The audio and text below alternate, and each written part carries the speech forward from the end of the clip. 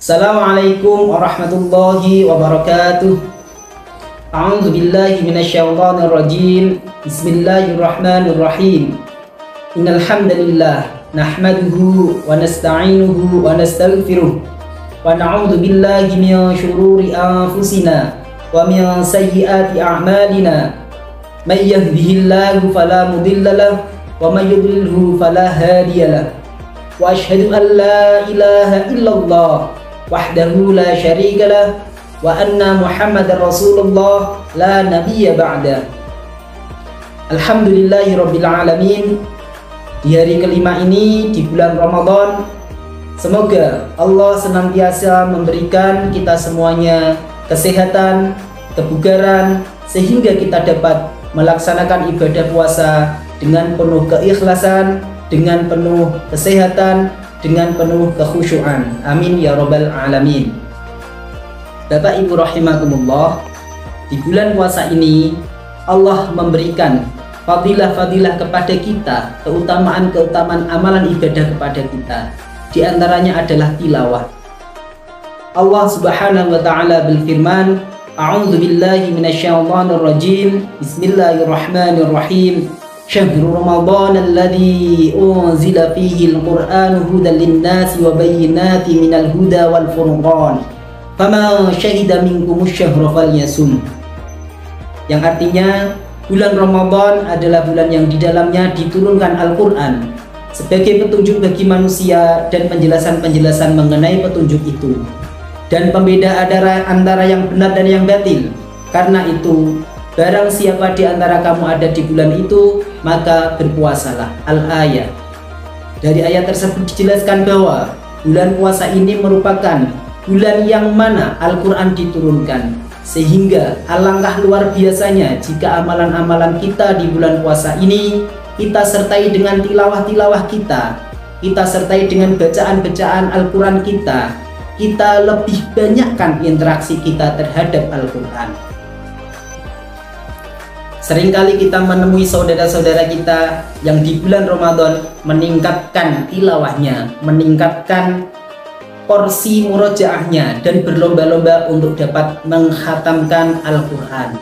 Maka dari itu, di kesempatan ini saya akan menyampaikan beberapa trik bagaimana cara kita agar dapat khotam di dalam bulan Ramadan yang mulia ini.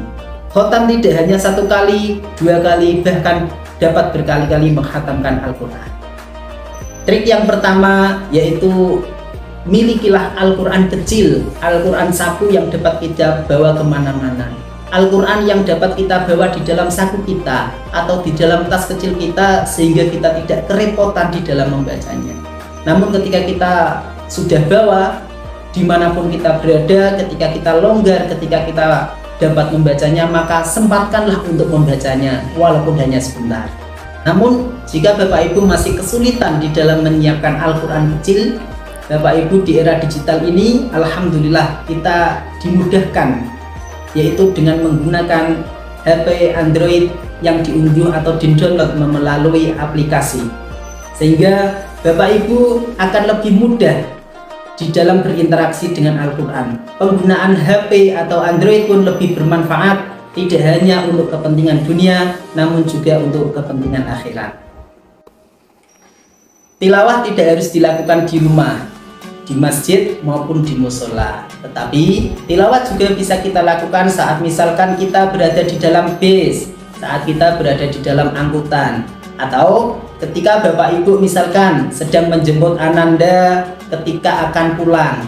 Bapak Ibu sambil duduk di halaman SDIT, sambil membuka HP, sambil membuka aplikasi Al-Quran, sambil murojaah atau sambil bertilawah, insya Allah itu akan lebih bermanfaat dan akan lebih berkah. Jika kita belum mampu melaksanakannya, kita dapat mengambil langkah yang lain, yaitu tilawah pada waktu sebelum atau sesudah sholat fardu. Kita tahu Al-Quran terdapat 30 juz, sama halnya dengan bulan Ramadan terdapat 30 hari. Asumsinya satu hari kita dapat menyelesaikan 1 juz. Pada umumnya Al-Quran terdapat 20 halaman. Kalau kita bagi menjadi 5 waktu, berarti tiap waktu sholat kita menyelesaikan 4 halaman.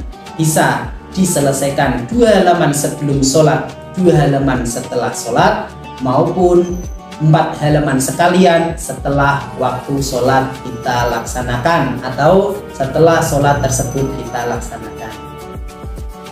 Jadi setiap waktu sholat paling tidak kita menyelesaikan 4 halaman. Misalkan sholat maghrib nanti, setelah sholat kita menyelesaikan 4 halaman, sehingga satu hari paling tidak kita menyelesaikan 20 halaman atau 1 juz. Dan insya Allah selama 1 bulan di bulan Ramadan ini kita menyelesaikan 1 kali khataman.